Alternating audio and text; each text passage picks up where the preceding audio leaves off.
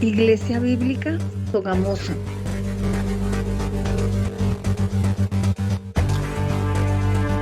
Cartas a las 7 iglesias.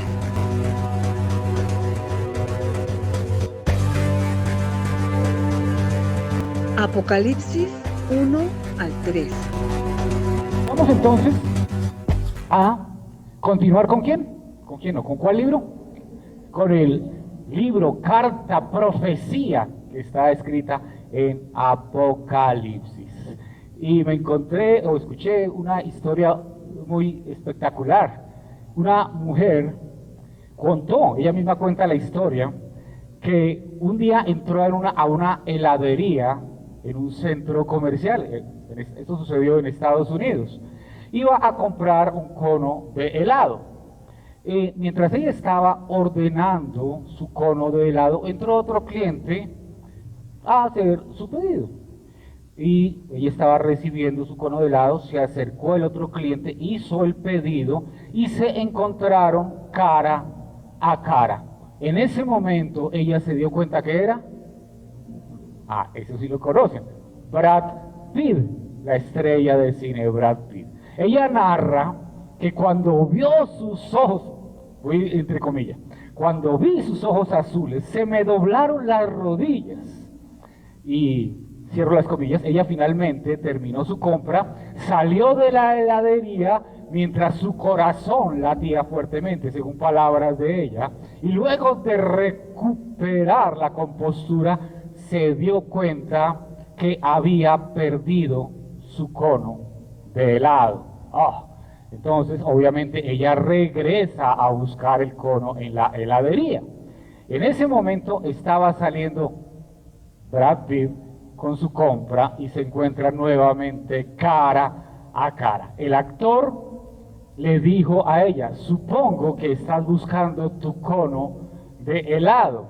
Ella tartamudeaba, no podía ni siquiera hablar ante semejante situación a la que estaba expuesta, y Brad Pitt no esperó a que ella pudiera respirar para contestarle. Simplemente le dijo: lo pusiste dentro de tu bolso con tus vueltas.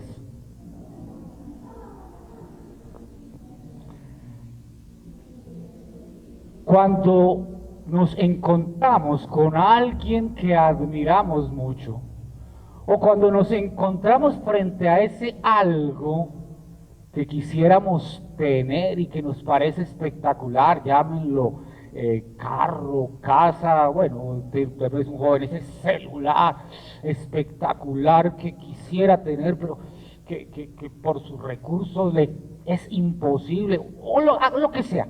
Pero ese famoso, ese político, ese youtuber, ¿cómo es que les dicen ahora? Los influencers, ese influencer, muchas veces las personas quedan como sin aliento, a veces perdemos la compostura. Ese es el carro que yo quiero, yo quiero un autógrafo de esa persona, y late el corazón, y muchas veces como que se pierden todos los pensamientos, fluye hacia esa persona o hacia ese algo. Ahora, la pregunta que tenemos que hacernos nosotros, que nos congregamos en un sitio como este, que exaltamos el nombre del Señor, es: ¿nos sucede algo así ante la presencia de Jesús? ¿Pasa algo similar cuando yo voy a la presencia de Jesús en adoración, en oración? Cuando yo me acerco a Jesús en su palabra, ¿sucede algo así? ¿Pierdo la compostura? ¿Mi corazón late fuertemente? ¿Mis pensamientos fluyen únicamente hacia Él en adoración? ¿Te hace olvidar el cono de helado? ¿Te hace olvidar de pronto tu ritual de barrer? ¿Te hace olvidar de pronto tu ritual de polishar el carro? Porque es el momento en que lo más importante para mí es encontrarme con mi Señor Jesús. te hace olvidar el programa de televisión, porque no es el momento de encontrarme con mi Señor Jesús, y yo voy a aquel lugar con el cual yo me encuentro cada día y voy a postrarme delante de Él, porque mi corazón late de tal manera que pierdo la compostura. ¿Te sucede? ¿Me sucede eso? Te hace olvidar el almuerzo porque el servicio dominical se pasó 20 minutos más de lo habitual y no importa porque estoy con mis hermanos en Cristo exaltando el nombre del Señor.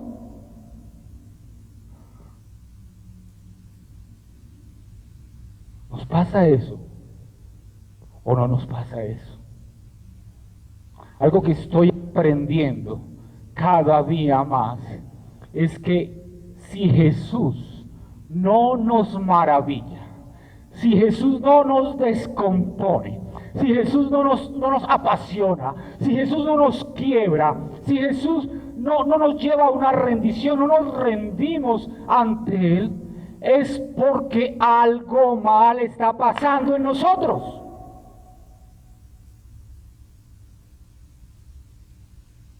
Posiblemente ni siquiera hemos nacido de nuevo. Posiblemente me conozco la Biblia, conozco los credos y conozco las verdades teológicas. Y sé las verdades de la gracia y sé las verdades acerca de Jesucristo y sé todo eso, pero no he nacido de nuevo. Y por eso no me apasiona Jesús. Me apasiona más un programa de televisión, me apasiona más un carro, me apasiona más una persona, un político, un famoso, lo que sea, pero no me apasiona Jesús.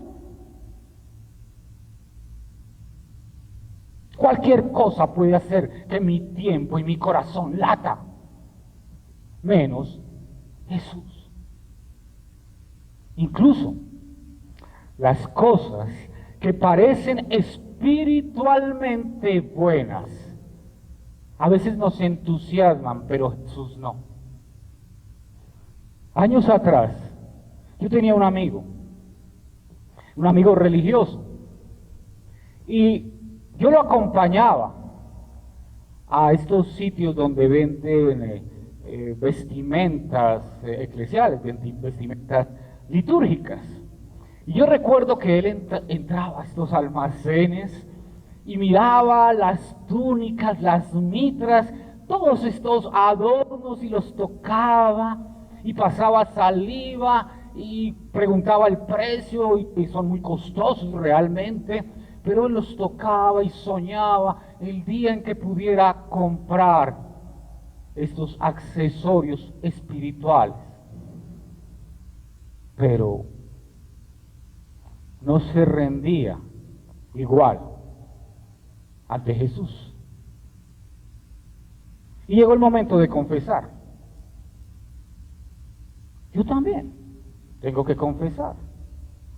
Cuando estaba en el seminario bíblico, hacía lo mismo, pero lo hacía con libros teológicos.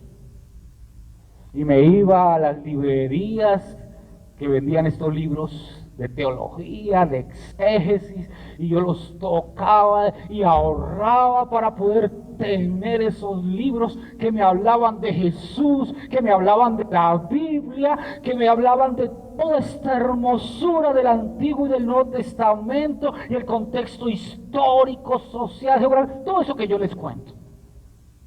Pero tengo que ser sincero, me apasionaban los libros y no me apasionaba igual Jesús.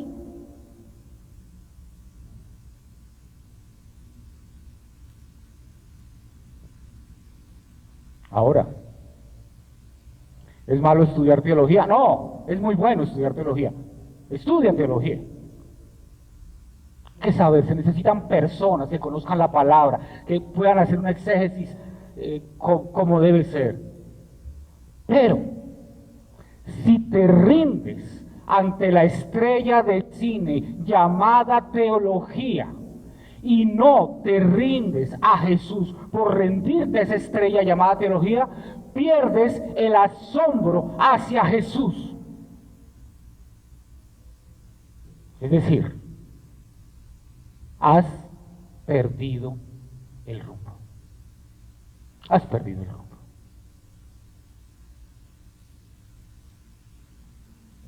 Yo sé que aquí algunos de ustedes anhelan enseñar la palabra como debe ser.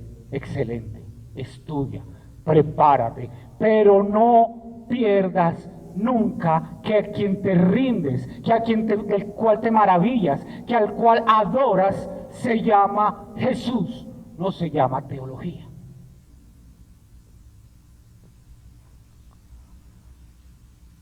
Cuando tú tienes pasión por el éxito, por dinero, por la fama, por el reconocimiento, por tus hijos, por algo o por alguien, y Jesús no te descompone, y Jesús no te quiebra, has perdido el rumbo, o peor, posiblemente nunca lo has tomado.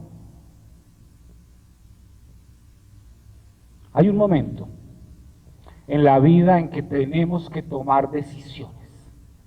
Y la más importante es permitir que el Espíritu Santo nos guíe al asombro de Jesucristo. A estar tan apasionados por Jesucristo que no nos queda más opción que rendirnos ante Él. Y hoy vamos a hablar de esto. Hoy finalizamos el primer capítulo del libro Carta Profecía, porque es las 3 de Apocalipsis. Y el título de la reflexión de hoy es Rendido. Exactamente. La semana pasada nos aproximamos a 3 versículos únicamente, pero 3 versículos espectaculares, maravillosos, que nos hablaron a lo más profundo de nuestro ser.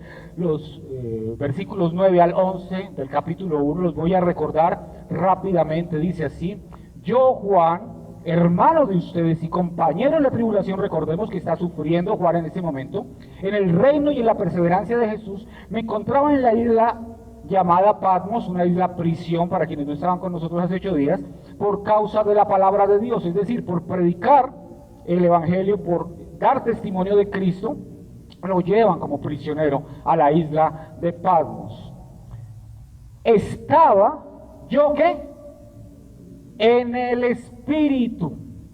Estaba yo en el Espíritu en el día del Señor, y oí detrás de mí una gran voz, como sonido de trompeta, que decía: escribe en un libro lo que ves y envíalo a las 7 iglesias, a Éfeso, Esmirna, Pérgamo, Teatira, Sardis, Filadelfia y la Odisea. ¿Él estaba en qué? En el Espíritu. Y es cuando está en el Espíritu que oye clara la voz de Jesús. La oye clara y fuerte. ¿Cómo la oye? Como un sonido de trompeta. Y estando allí, como vamos a ver ahora, en el Espíritu, ve su gloria. Y estando allí, como vemos en el Espíritu, se va a rendir ante Jesús. Hoy vamos a meditar en Apocalipsis, capítulo 1, versículos 12 al 20. Apocalipsis, capítulo 1, versículos 12 al 20. Vamos entonces al versículo 12. Dice el versículo 12: entonces me volví para ver de quién era la voz que hablaba conmigo. Entonces imaginemos, está allí en Patmos, todo lo que ve es una isla prisión donde no hay absolutamente nada, donde lo que ve es rocas por todas partes, prisioneros. Es algo absolutamente triste, algo absolutamente doloroso. Pero él está en el Espíritu, y estando en el Espíritu oye esa voz como de trompeta. Y entonces, ¿qué hace? Me volteé para ver de quién era la voz que hablaba conmigo. Imaginémonos lo que está pasando por la mente de Juan mientras él se va volteando. ¿Quién me está hablando? Porque la voz la describe como ¿qué? Como una trompeta. La voz la acaba de describir como una trompeta. Y el versículo siguiente, es decir, el versículo 13, ahora que lleguemos allá, nos va a decir que esa voz es la voz de Jesús. Y Juan, 60 años atrás, había compartido con Jesús aproximadamente 3 años y medio. Es decir, Juan conocía muy bien la voz de Jesús, pero la voz de Jesús que escucha ahora es diferente. Es una voz potente como de trompeta que lo llama a estar alerta, que lo llama a enfrentar, que lo llama a ser un soldado de Jesucristo. Esa es la voz que lo está llamando ahora. Y dice a continuación: y al volverme vi 7 candelabros de oro. Estos 7 candelabros tienen algo especial. No son los candelabros que utilizaban los judíos, que era un candelabro con 7 brazos, sino son 7 candelabros individuales. Cada uno está por separado. Y estos candelabros son lo que sostiene la llama. Está el candelabro y encima está lo que se llama la lámpara. La lámpara es un objeto que tiene aceite, que tiene una mecha y que está encendido. La luz no viene de los candelabros, la luz viene de las mechas mojadas con el aceite. Los soportes solamente levantan las lámparas para que la luz sea más visible. ¿Y qué son esas lámparas? El mismo texto que estamos hoy nos lo va a decir en el versículo 20, pero para poder entender vamos a saltarnos hasta el versículo 20 para que la misma Biblia nos lo diga. Dice: en cuanto al misterio de las 7 estrellas, los 7 candelabros de oro, ¿se dan cuenta qué dice? ¿Listo? Dice, son las 7 iglesias. ¿Cuáles iglesias? Las que en el versículo 10 no las mencionaron. Pero recuerden que el número 7 quiere decir plenitud, totalidad. Y cuando vemos estas 7 iglesias, realmente son todas las iglesias del mundo a lo largo de toda la historia de la iglesia.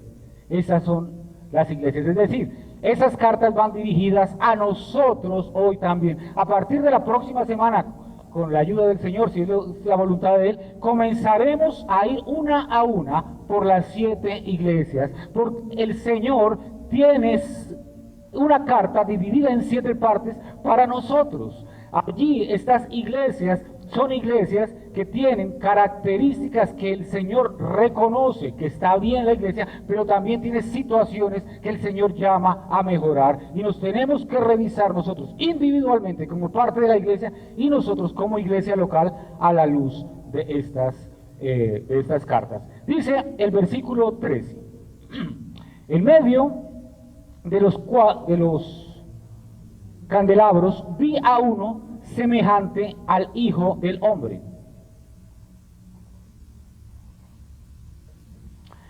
Están allí los 7 candelabros y aparece en la mitad alguien semejante al Hijo del Hombre. Y a veces cuando nosotros leemos que Jesús se muestra a sí mismo como el Hijo del Hombre, tendemos a pensar que es un título como de humildad, que es un título como de decir soy un simple ser humano, soy poca cosa.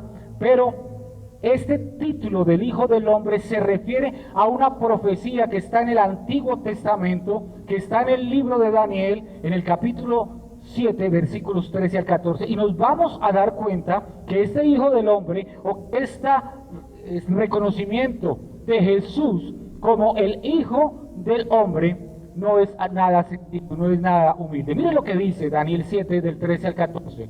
Mientras continuó mi visión esa noche, vi a alguien como ¿qué? Como un hijo de hombre, descender con las nubes del cielo. Se acercó al anciano y lo llevaron ante su presencia. Se le dio autoridad, honra y soberanía sobre todas las naciones del mundo para que lo obedecieran, los de toda raza, nación y lengua. Su gobierno es eterno, no tendrá fin, su reino jamás será destruido. Es algo de humildad, es algo de exaltación, autoridad y honra y soberanía sobre todas las naciones del mundo para que lo obedezca todo el mundo, absolutamente todos. Cuando Jesús dice soy el Hijo del Hombre, cuando Jesús se señala a sí mismo como el Hijo del Hombre, está diciendo toda nación se sujetará a mí. Estoy sobre absolutamente todos los seres humanos, no hay nadie que esté por encima de mí. A eso se refiere Jesús. Por eso, cuando él dice Hijo del Hombre, cuando leamos en los evangelios, el Hijo del Hombre se está refiriendo al que está por encima de todo. Pero lo que nos está diciendo aquí el versículo 13 es que vi a uno semejante al Hijo del Hombre, vestido con una túnica que le llegaba hasta los pies y ceñido por el pecho con un cinto de oro. Esta vestidura tiene dos elementos. Primero, señala a una persona de alta dignidad, pero también señala a las vestiduras de los sacerdotes. Los sacerdotes eran los que servían en el templo, los sacerdotes eran los que tenían acceso, los encargados de llevar las ofrendas, los holocaustos, los corderos y matarlos para derramar la sangre por el perdón de los pecados de las personas que llevaban estas ofrendas, estos holocaustos, estos sacrificios, estos corderitos. Entonces lo que está señalándonos es que Jesús es sacerdote. Jesús es el sacerdote. Y dice que está ceñido por el pecho con un cinto de oro. Veamos nuevamente la gráfica. El sumo sacerdote, es decir, el que podía ir hasta la presencia de Dios, tenía algo que era el efod, bueno, unos elementos que tenían unas tiritas de oro, unos hilitos de oro. Él no tiene unos hilitos de oro, tiene un cinto completamente hecho en oro. Nos muestra la magnificencia de este sumo sacerdote. No es cualquier sumo sacerdote humano, es el sumo sacerdote, el que está por encima de absolutamente todos. El cinto lo muestra de esa manera. Entonces, lo que estamos viendo aquí y es maravilloso, es que Jesús, o este Hijo del Hombre, ¿dónde está? En medio de los candelabros, en medio de las iglesias. Jesús se pasea en medio de las iglesias. Jesús se pasea en medio de esta iglesia si somos iglesia. Él es el que guía, el que sostiene. Él es el que... Uno de los oficios que tenían estos sacerdotes era cuidar las lámparas. Ellos tenían cada día que ir, echar el aceite, volver a llenar el aceite, lo que había bajado, limpiar el hollín, cortar las mechas, mantenerlas bien alumbradas, bien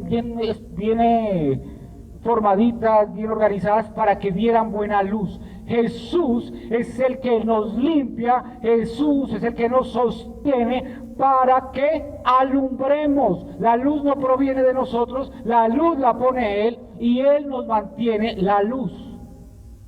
Eso es lo que hace Él. Él se mueve en medio de su iglesia, Él se mueve en medio de esta iglesia, porque la iglesia es el cuerpo de Cristo, la iglesia es la novia de Cristo, la iglesia es por la que Cristo dio su vida y nos va a sostener y va a estar con nosotros por toda la eternidad. Dice los versículos 14 y 15, su cabeza y sus cabellos eran blancos como la blanca lana, como la nieve. Sus ojos eran como una llama de fuego.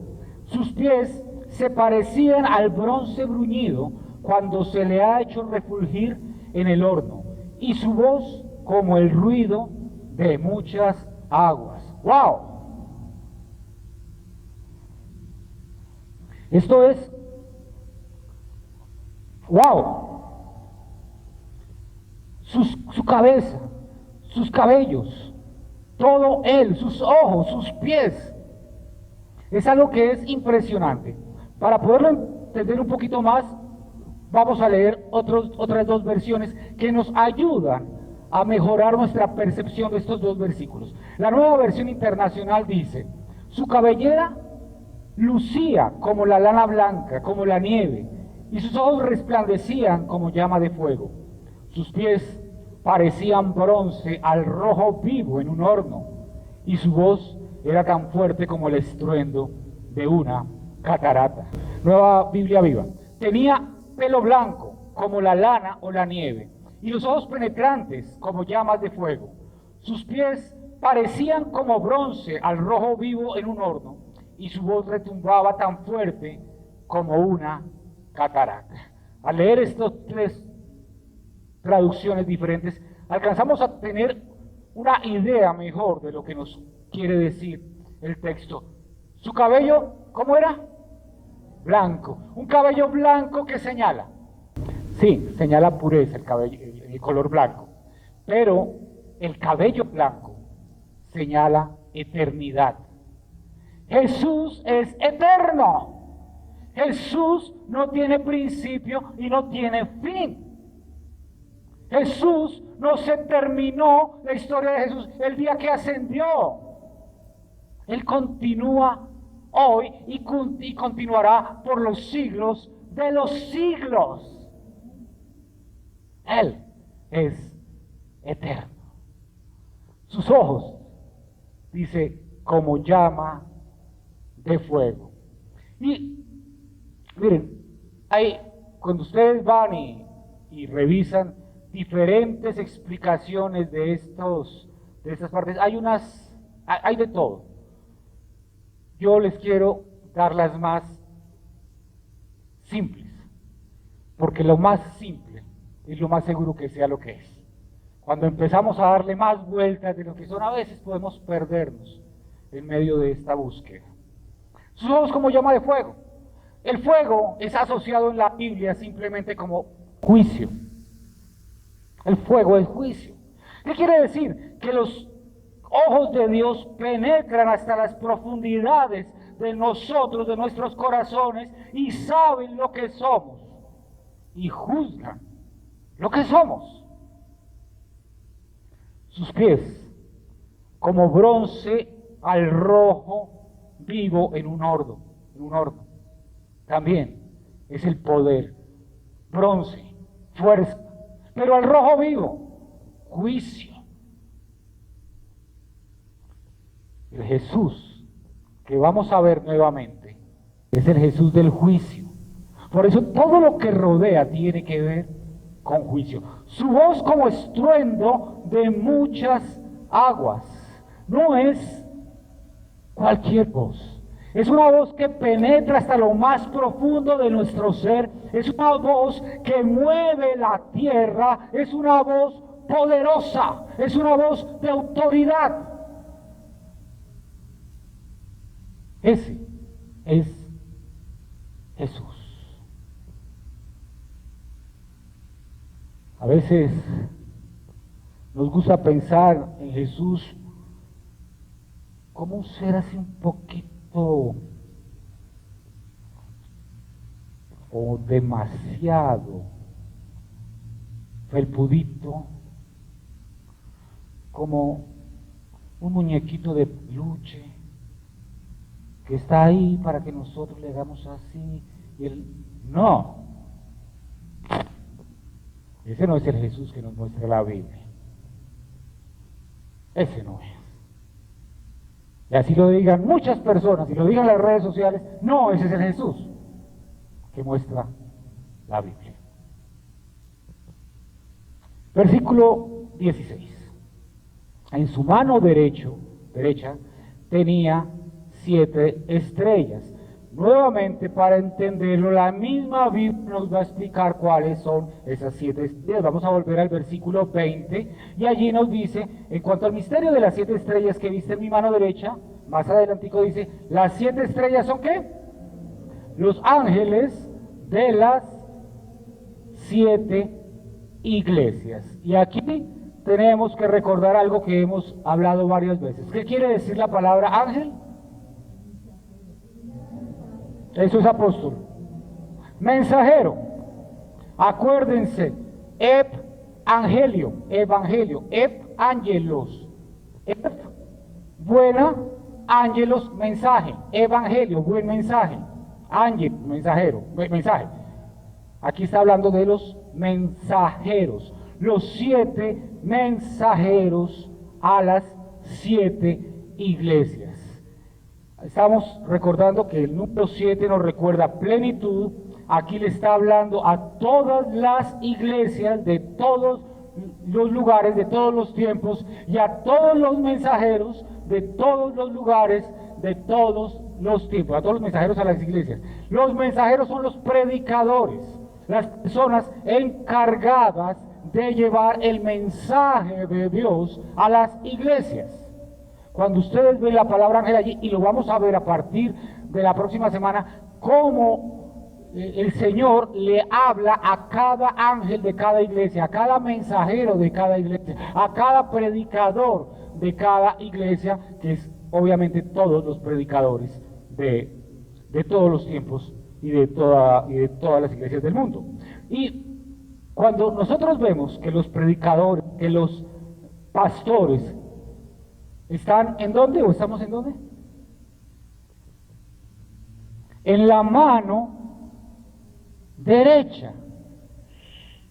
Wow, esto sí que es una palabra de aliento. Es una palabra de aliento cuando el Señor nos ha llamado a ser mensajeros del Señor, porque eso nos da la tranquilidad que no importa nuestra incapacidad, que no importan nuestras limitaciones, no se trata de nosotros. Estamos en la mano de Jesús, y es Él el que se encarga de su iglesia, no los seres humanos. Por eso no miren a los predicadores, sino a quien nos sostiene en su mano. A Él es al que hay que mirar. Dice después el versículo 16, y de su boca salía una espada aguda de 2 filos. Su rostro era como el sol cuando brilla con toda su fuerza. ¿Cuál es esa espada aguda de 2 filos? La misma Biblia nos lo dice. La palabra de Dios, que es como espada de 2 filos que penetra hasta partir el alma y el espíritu y rompe y mide las intenciones del corazón. Gracias. Esa es la espada que sale por la boca, la palabra de Dios. Pero miren qué impresionante. Dice que el rostro es como el sol, un sol brillando con toda su fuerza. No se puede ver. Tenemos que utilizar algo para verlo. ¿Alguien ha tratado de ver el sol cuando está un día bien soleado directamente? No lo vayan a hacer. Se les quema la retina.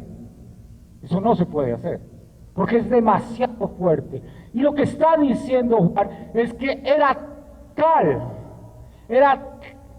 tal la fuerza del resplandor de Jesús, que es como el sol cuando brilla con toda su fuerza. No se puede ver directamente. Jesús es quien brilla. Jesús es quien tiene poder.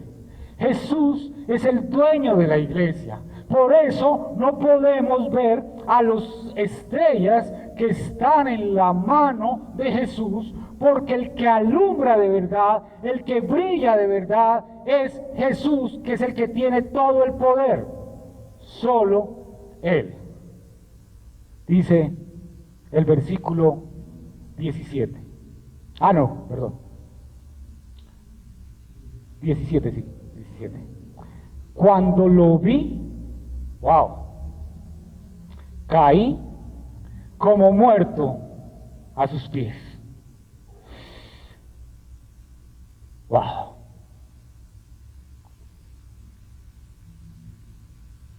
Ahí no hay cono de helado que valga. Ahí no hay éxito que valga.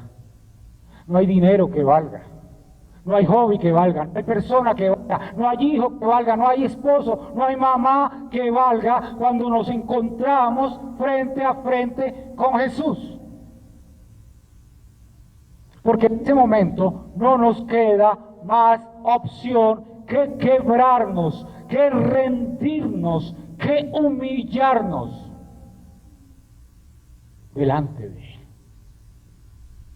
Y eso es lo que divide una persona que ha nacido de nuevo de una persona que practica una religión.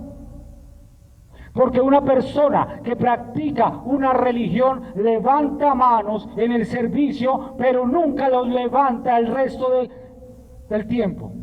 Se postra y canta al Señor en un servicio, pero no lo hace el resto del tiempo.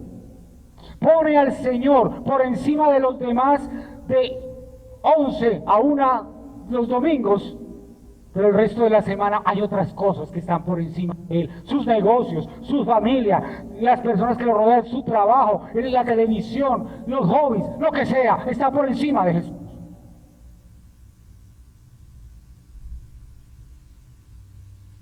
Eso diferencia a una persona que ha nacido de nuevo, a un religioso. No es fácil estar acá y cantar. Pero tú y los que te rodean, los cercanos a ti, sabes si tú has nacido de nuevo o no.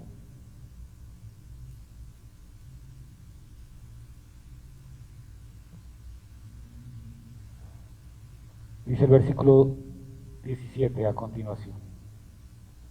Y él puso su mano derecha sobre mí, diciendo: no temas, yo soy el primero y el último. ¿Quién está postrado ahí? Juan. Juan, un hombre que comenzó a seguir a Jesús desde su juventud. Juan, un hombre que lo dejó todo por seguir a Jesús. Juan, un hombre que dejó el negocio de su padre, un negocio próspero de pesca, y dijo: papá, lo siento, pero yo me rindo a Jesús y no me rindo a ese negocio. Yo me rindo a Jesús y no me rindo a ti. Juan, un hombre que se enfrentó, como lo vemos en Hechos, a los sacerdotes, a los fariseos, a los saduceos, que lo llevaron a la cárcel, que lo persiguieron. Juan, un hombre que dijo: ¿les parece justo que yo los obedezca a ustedes y no a mi Señor? Cuando le dijeron que no siguiera predicando. Juan, un hombre que fue pastor por muchos años de la iglesia de Éfeso y supervisor de las iglesias de Asia Menor. Juan, un hombre que fue llevado al aceite hirviendo por causa de su fe, y el Señor no lo dejó morir. A ese es al que el Señor le pone la mano encima. Un hombre fiel.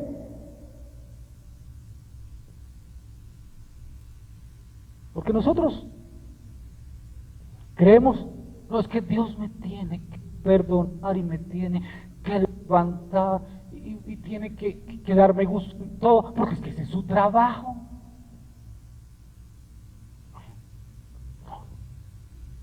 Ese no es el trabajo de Dios. Él nos ha dado todo lo necesario para que nosotros accedamos a su misericordia y su gracia. No es obligación de Él. ¿Y qué le dijo? No temas, no temas, Juan, tú has sido fiel, no temas, Juan, tú nunca has hecho algo más que servirme. No temas, Juan, has entregado tu vida. Tienes más de 90 años y siempre has estado sirviendo. No temas, Juan. Yo soy el primero y el último. Yo era, antes de que me hiciera hombre, de que me encarnara, yo era mientras estuve contigo y caminé contigo. Pero yo soy ahora que estoy frente a ti y seré por toda la eternidad.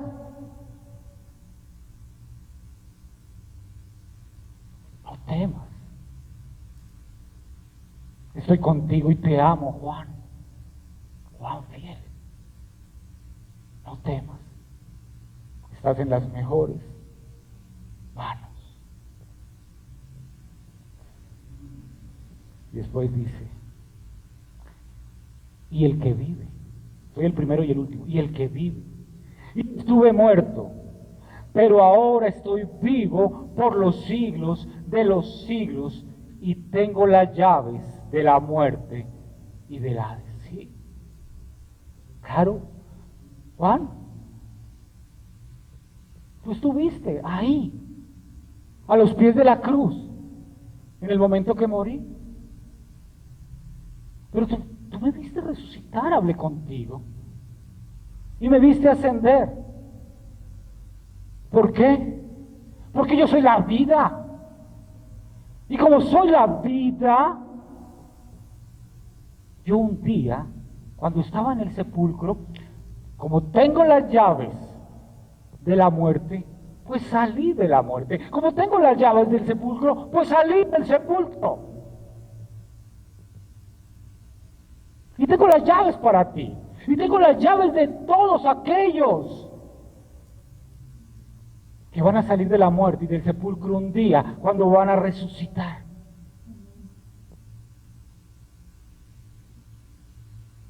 Eso es lo que le está diciendo Jesús a Juan.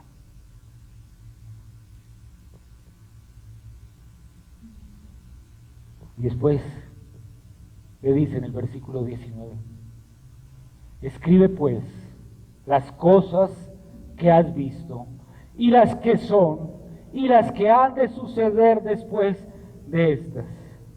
Y este libro nos muestra la estructura del libro de Apocalipsis. El libro de Apocalipsis se divide en estas tres partes. Las cosas que has visto, que son el capítulo 1, está describiendo lo que vio, lo que ha visto, cómo se presenta Jesús delante de él. Está describiendo lo que ha visto. Los capítulos 2 y 3, que son los capítulos que vamos a mirar en las próximas semanas, muestran, las que has visto, las que son. Es decir, la realidad de las iglesias. ¿Qué es lo que hay en la realidad de las iglesias? Las cosas que son. Y después, las que han de suceder después son los versículos 4 al 22. Los capítulos 4 al 22. Esa parte no la vamos a ver todavía. Nos vamos a concentrar en las iglesias. Porque necesitamos crecer como iglesia. Madurar como iglesia, adorar como iglesia, vivir como iglesia. No es suficiente tener un letrero que nos diga que somos iglesia. Tenemos que vivir como iglesia, acá y afuera. Y para eso tenemos que ver qué le habla Jesús a las iglesias. El versículo 20, que es el último versículo del capítulo 1, ya lo leímos varias veces, pero lo voy a leer nuevamente. En cuanto al misterio de las 7 estrellas que viste en mi mano derecha, y de los 7 candelabros de oro, las 7 estrellas son los ángeles de las 7 iglesias, y los 7 candelabros son las 7 iglesias. ¿Conclusiones?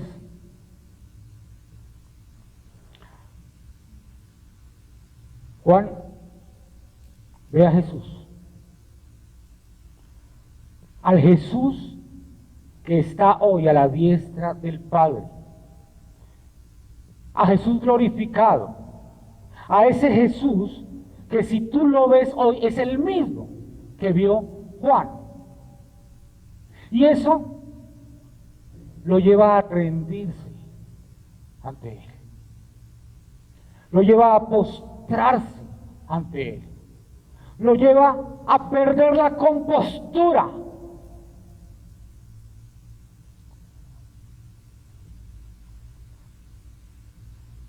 ¿Saben algo?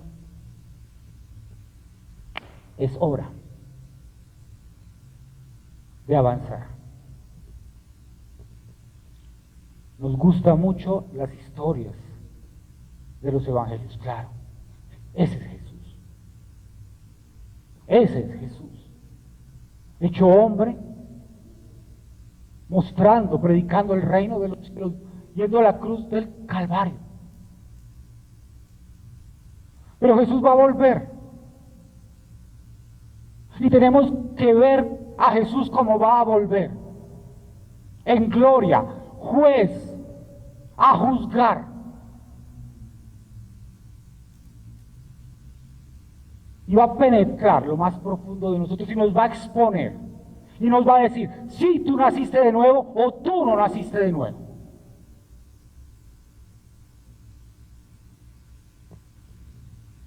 Que el Señor, por su Espíritu Santo, nos muestra a ese Jesús.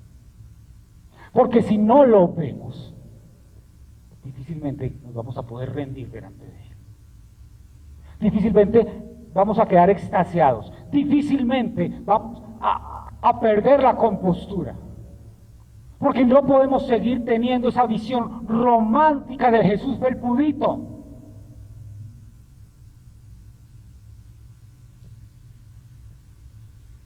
Un Jesús delicado. Un Jesús tonto. Jesús es justo, Él me perdona todo. No, ese no es Jesús. Jesús es este. Este es Jesús.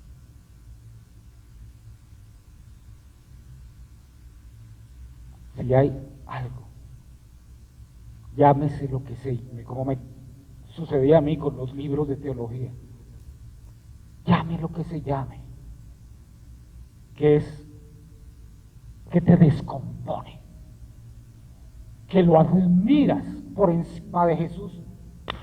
Cuidado, cuidado, porque estamos en filito de ser religiosos. Y Jesús le dijo a no le dijo a Nicodemo, tienes que ser religioso para ver el reino de Dios. Le dijo, tienes que nacer de nuevo para ver el reino de Dios. ¿Seremos capaces de rendirnos a la majestad del Rey? ¿O vamos a seguir rindiéndonos ante eso? O aquellas personas que son más importantes que Jesús. Amén. Vamos a orar. Iglesia Bíblica Sogamoso.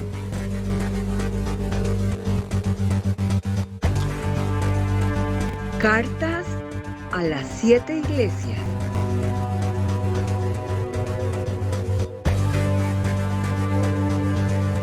Apocalipsis 1 al 3.